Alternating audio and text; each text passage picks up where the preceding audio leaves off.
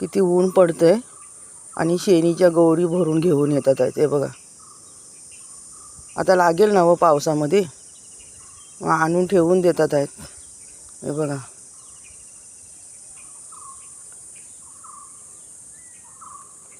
हे बघा, उन्हातून थकले.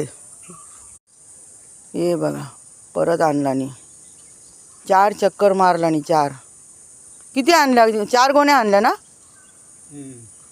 4 गोण्या आणलानी. हे बघा, फुल गच्च भरून आणलानी आहे गोण्या. चुलीजवळ सगळं जमा करून ठेवतात आहेत, कारण का पाऊस पडला तर बाहेर ठेवल्या तर भिजतील ना. आमची अजून खोप बांधायची आहे. हे बघा, किती आणलानी त्या आहे ना. आमचं नवीन घराचं तिकडे काम चालू आहे, त्यासाठी आम्ही खोप काढलेली गाड्या जायसाठी रस्ता.